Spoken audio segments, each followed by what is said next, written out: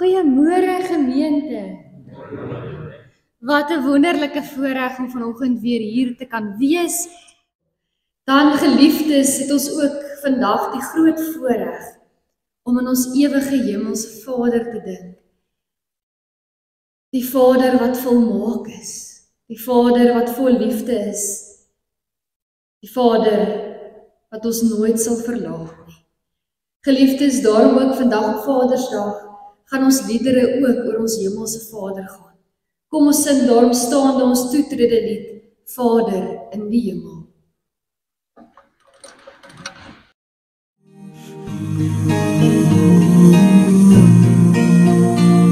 Vader in die hemel, U beheer ons lewe, ons aanbid U.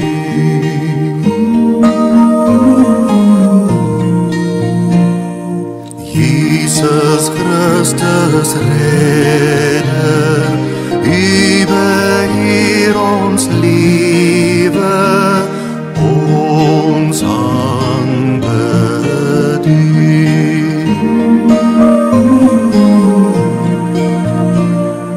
Heilige Gees ons trooster, U beheer ons lewe, ons aanbid U.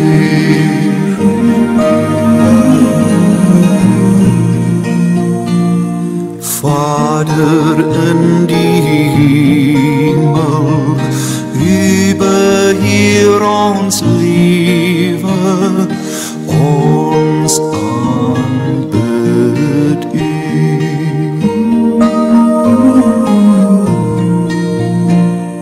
Jesus Christus Redder, U beheer ons lewe, ons aanbid U.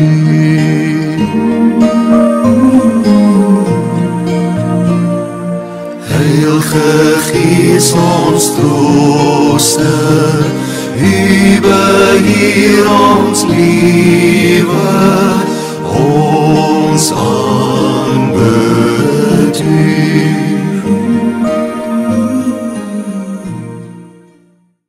Mag jy altyd bewus wees van God se genade en sy barmhartigheid. Mag sy lankmoedigheid en sy liefde 'n realiteit in die lewe wees. En mag jy sy goedheid ervaar en verander ook 'n getuie wees van sy liefde, van sy genade en sy barmhartigheid en sy goedheid. Amen. Kom ons sing nou ons lofsang saam.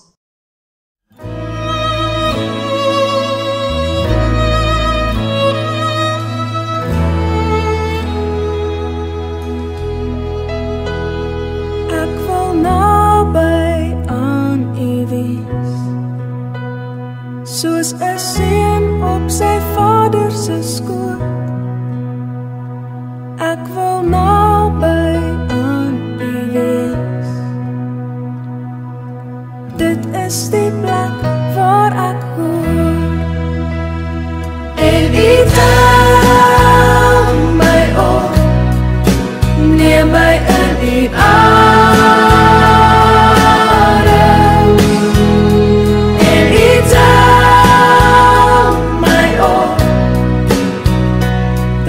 Styf teen aan U vas, en U tel my op, dra my in U arm, en U tel my op, en laat my nooit weer gaan.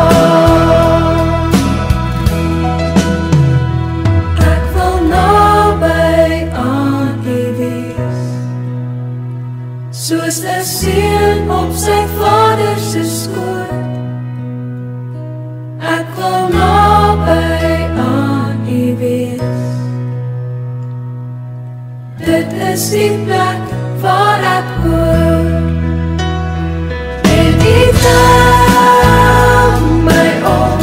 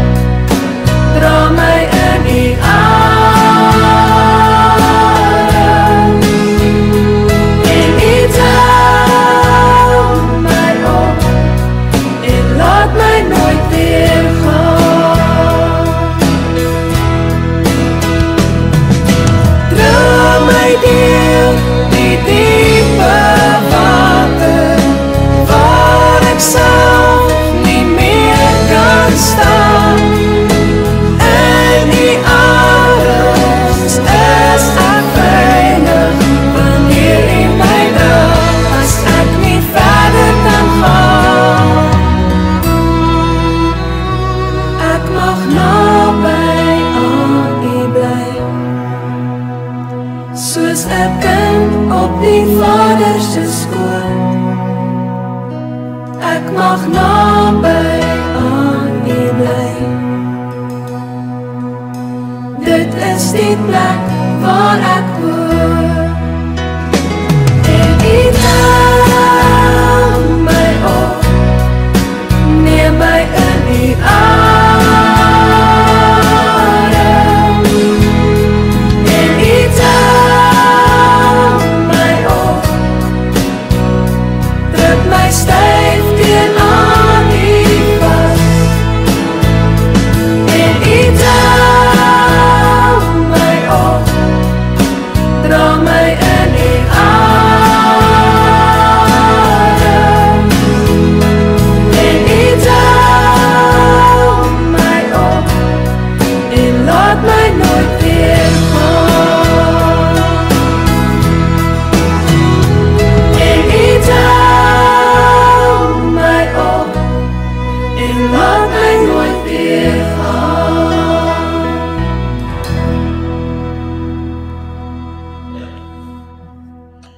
Geliefdes, vandag op Vadersdag dink ons 'n bietjie aan die vaderfigure in ons lewens. Dit is nie 'n dag om net aan 'n biologiese pa te dink nie. Dit kan ook 'n oupa wees, dalk 'n skoonpa, 'n oom en selfs 'n mentor, enige pa-figuur in u lewe, enige man-figuur wat 'n invloed op u lewe het. So dink ons spesiaal ook op hierdie Sondag aan ons ewige hemelse Vader. En Vadersdag dwing ons om so 'n bietjie te dink, watter tipe verhouding het ons met ons aardse paas en die figure in ons lewens, maar ook watter tipe verhouding het ons met ons hemelse Vader. En geliefdes, om hierdie tipe verhouding uit te beeld, is daar 'n kinderfliek waarna ek vanoggend ook graag wil verwys. En 'n greep uit hierdie kinderfliek verduidelik hoe ons soveel keer kyk na ons verhoudinge met die vaderfiguur in ons lewe. Kom ons kyk asseblief na die video 1.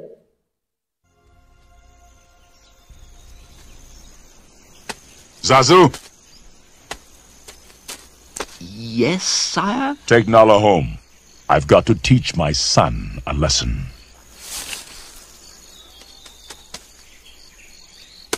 Come, Nala. Simba. Good luck.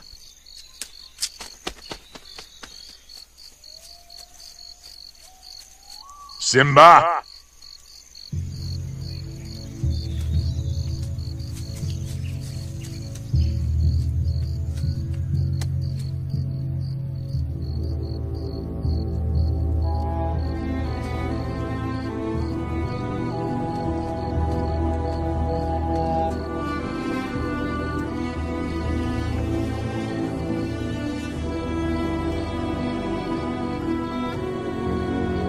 Simba, I'm very disappointed in you.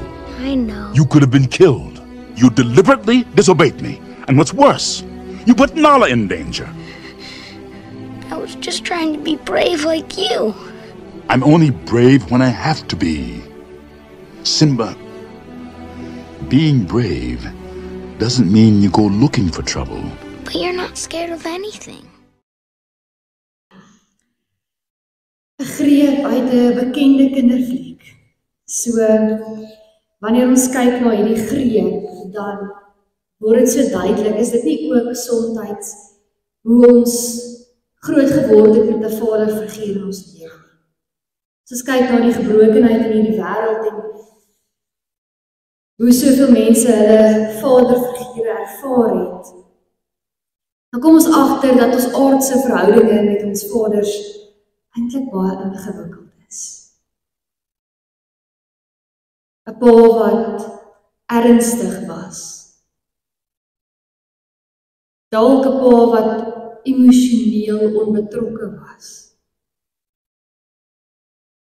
'n Pa wat kwaai was. 'n Pa wat lang en moeilike ure gewerk het. Dalk 'n pa wat in die weermag was en gesukkel het toe hy terugkom van die grens af. Dalk 'n pa wat sy beste probeer, maar nie goed genoeg voel nie.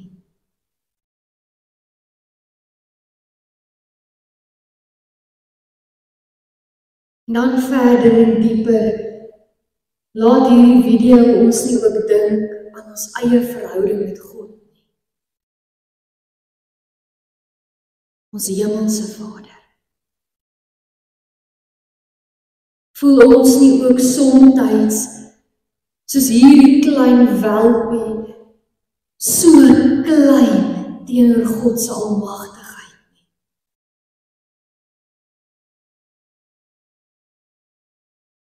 So klein dat ons bang voel vir ons hemelse Vader.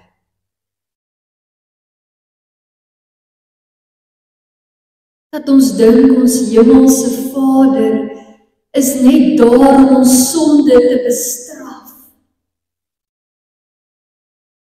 Daar om met ons te raas en te beklei.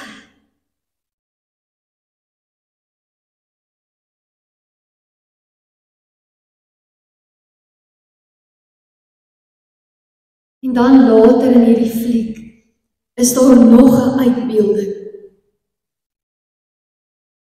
van 'n verhouding tussen 'n pa en 'n kind.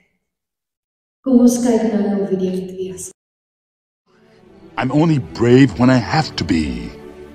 Simba, being brave doesn't mean you go looking for trouble.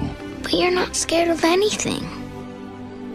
I was today. You were? Yes. I thought I might lose you. Oh, I guess even kings get scared, huh? But you know what? What?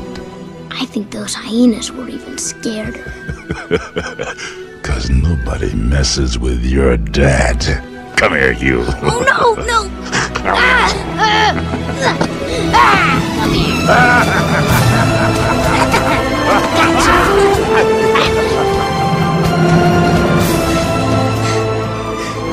Dad?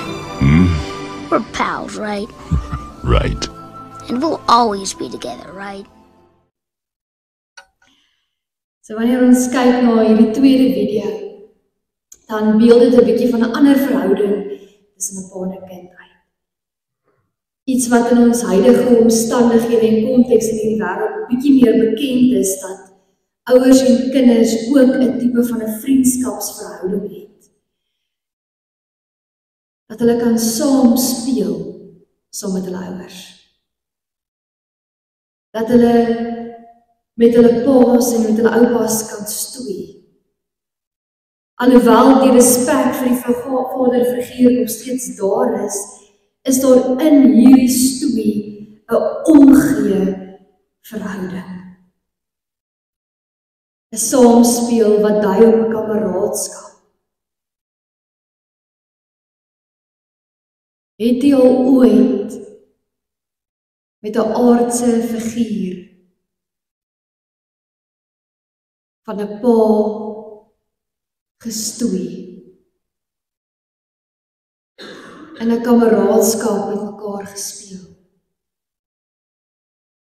mekaar geterg, mekaar gejaag oor die grasperk?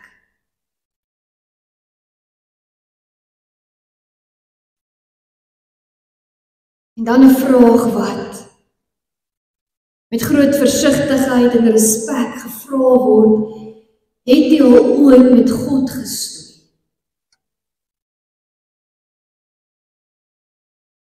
Wanneer jy na hierdie tweede videogreep kyk, is dit ook die verhouding waarna jy smag met die hemelse Vader? Die een wat saam met jy deur die gras hardloop, die een saam met wie jy kan stoei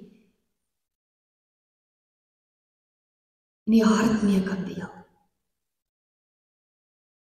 Het jy al ooit gestoei met God?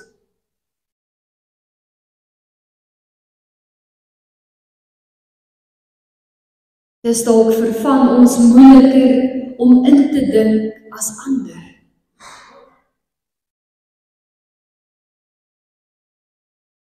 Want hoe stoei ek met God, die allerheiligste, die skepper en regeerder van hemel en aarde.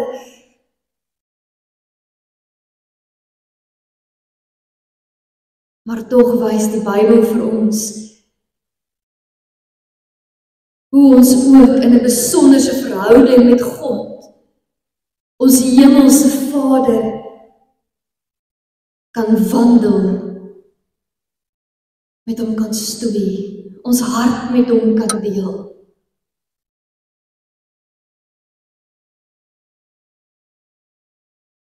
Is video 1 of video 2 die beeld wat u het van die Vaderfigure in u lewe?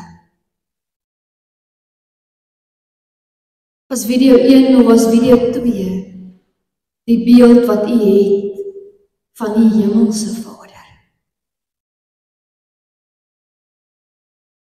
Kom ons lees saam vanuit Genesis 32 vanaf vers 24 tot en met vers 30.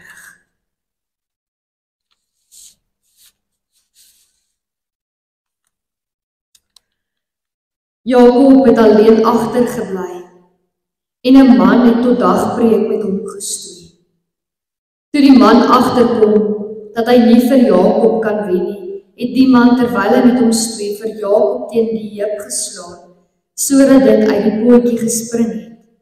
Die man het vir Jakob gesê, los my, want die dag breek aan. Jakob het geantwoord, ek sal jou net los as jy my seën. Toe vra die man, wat is jou naam?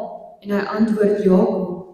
Die man het gesê, jy sal nie meer Jakob genoem word nie, maar Israel, want jy het teen God en teen mense 'n stryd gevoer, en jy het dit einduit volgehou. Toe sê Jakob, sê my tog jou naam, en die man vra, waarom vra jy my naam? Hy het vir Jakob net daar geseën, en Jakob het die plek Peniel genoem, want, het hy gesê, ek het God van aangesig tot aangesig gesien, en tog het ek nie omgekom nie. Wat 'n besonderse gedeelte om vandag ook saam te lees uit die woord van die Here. En wanneer ons kyk na die kommentare en die oorspronklike teks Hebreëus, dan is dit so duidelik, Jakob het hier met God gestoei, sy hemelse Vader. 'n Bewys in Genesis dat hierdie verhouding waar ons stoei met die Here, die verhouding is wat die Here met ons wil hê. Dat ons die vrymoedigheid sal hê om met die Here te stoei in alle omstandighede. Om te volhard in die geloof. Vandag gaan ons bietjie fokus op Jakob se lewensverhaal. Nou Jakob se lewensverhaal begin eintlik by sy voorouers. Want Jakob se voorouers begin by Abraham in Genesis wat die Here geroep het. En Abraham het 'n seun gehad met die naam van Isak. Ja, dieselfde Isak wat amper geoffer was om ook vir Abraham te toets.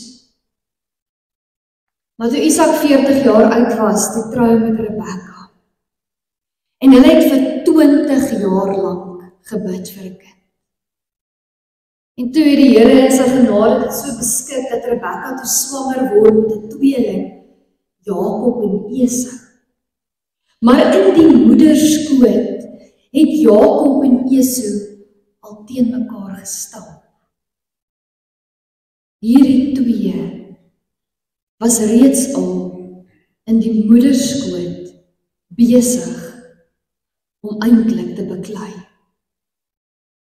En Rebekka het hieroor gaan bid. En haar antwoord wat sy van God af gekry het was, dat daar 2 nasies is wat besig is om binne haar te groei. En dat die oudste eendag die jongste sal dien. Dit was die wil van God wat later ook so vervul sou word. Jakob was tweede gebore. Maar Jakob wou so graag die eersgeboorte reg gehad het. Want dit het groot voordele ingehou, soos die groter seën, die groter erfdeel en om eendag leiding te neem. En Jakob wou so graag hierdie seën hê. En so eendag het Esau moeg van die veld afgekom. En Jakob het by sy broer Esau sy eersgeboorte reg gekoop vir 'n pot lensiesop.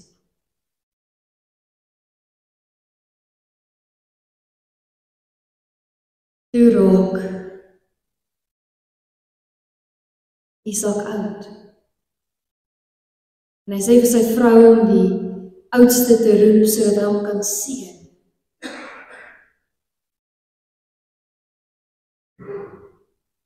En sy vrou Rebekka maak toe 'n plan.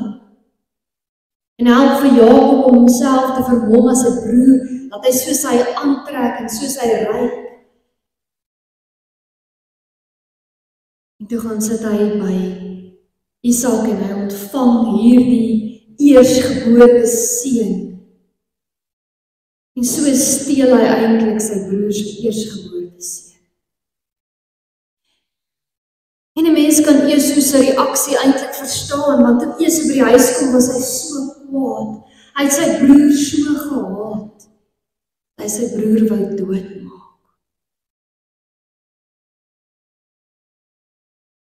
In hierdie perikoop, in hoofstuk 32 vers 7, lees ons die woorde: Jakob het bang geword en angs het hom vervul.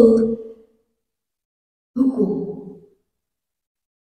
Want hy het die opdrag gekry van God af om terug te trek na sy geboorteland. Maar hy was nog steeds bang dat sy broer hom haat, dat sy broer hom sou doodmaak.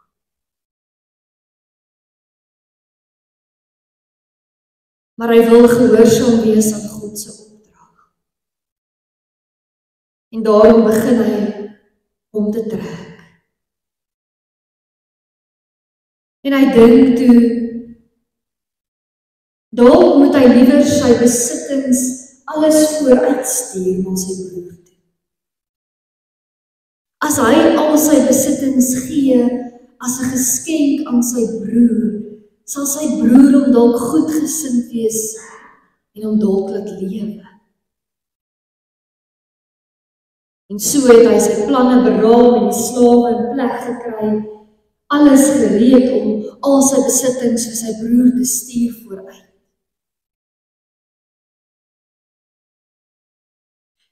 En daardie aand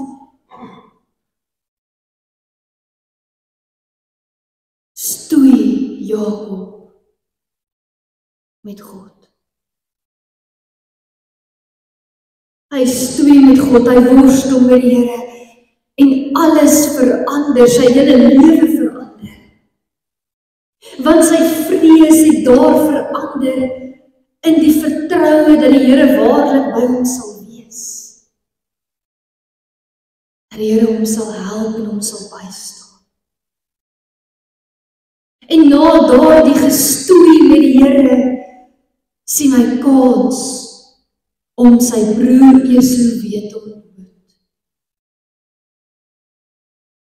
En hy besluit om nie meer sy besittings vooruit te stuur as geskenke nie.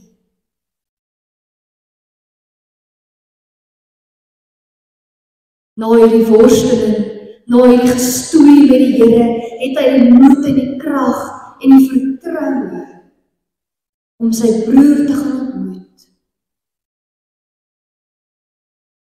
En hy gaan voor sy besittings uit. En daar gebeur die wonderbaarlike. Want Esau ontvang hom met oop arms. Hulle omhels mekaar en hulle huil saam. Daar's vergifnis. Daar's hoop. Esau wil nie die geskenke hê nie. Hy sê vir sy broer, hou alles, want die Here het my ook geseën.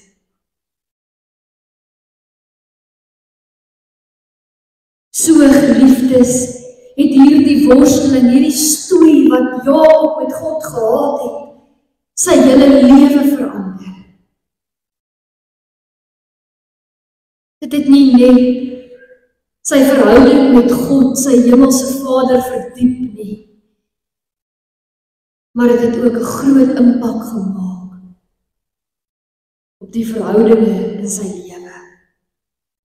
Nadat hy vir ongeveer 20 jaar met hierdie skuldige gewete geleef het, as 'n vlugteling geleef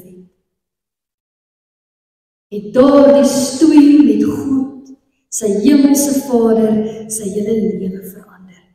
Sy hart het verander.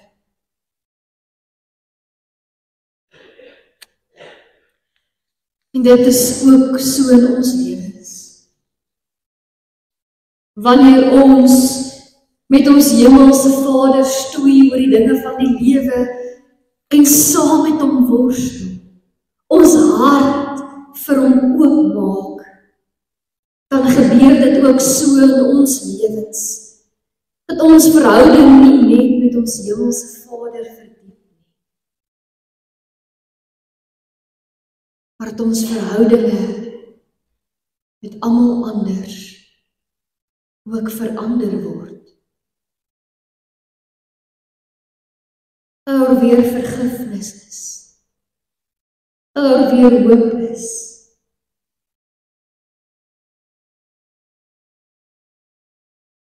In Matteus 7 vers 7 tot 12 sê Jesus die volgende woorde: Vra en vir julle sal gegee word, soek en julle sal kry, klop en vir julle sal oopgemaak word.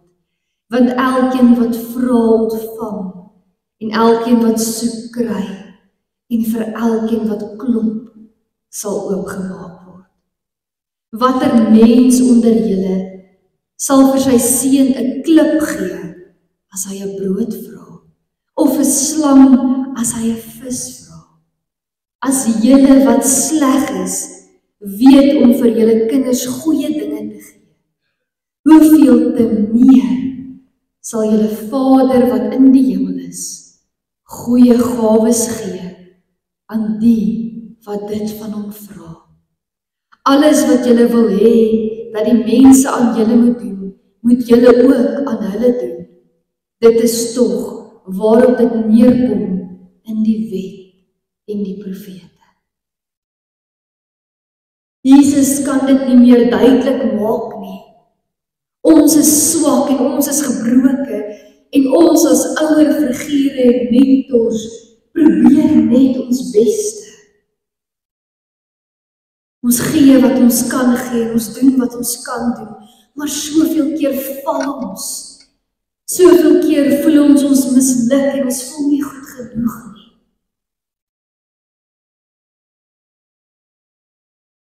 En ek dink, soveel keer is dit hoe die vaderfigure in ons lewens ook voel.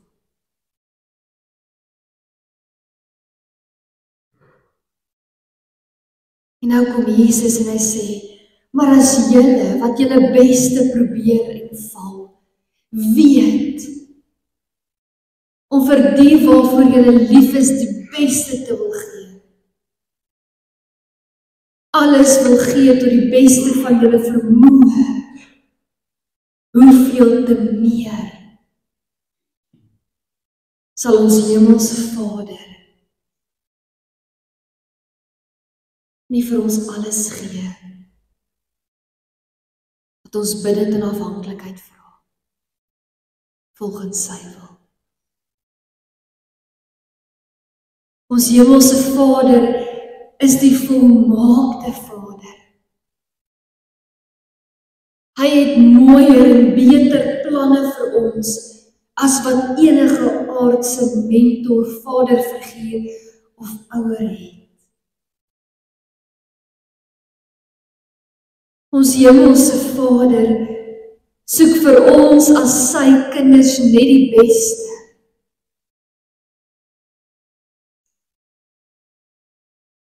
Hy het ons oneindig lief. Hy wil saam met ons wandel. Hy wil saam met ons worstel, hy wil saam met ons stoei deur hierdie lewe. Ons hemelse Vader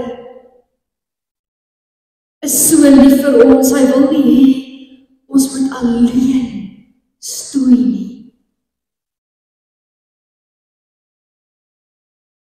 Sy Vaderhart nooi ons om sy liefde en sy genade en sy barmhartigheid kom te beleef en te ervaar. Mag ons elkeen worstel en wandel saam met die Here. Mag ons God se Vaderhart se liefde in ons lewens ervaar en beleef. Amen. Ontvang die seëngroet uit Jesaja 43 vers 1 en 2 Korintiërs 13 vers 13. Luister, so sê die Here wat jou geskep het, Jakob, wat jou gevorm het, Israel. Moenie bang wees nie. Ek verlos jou. Ek het jou op jou naam geroep. Jy is myne. Die liefde van God, die genade van ons Here Jesus Christus en die gemeenskap van die Heilige Gees sal by julle almal wees. Amen.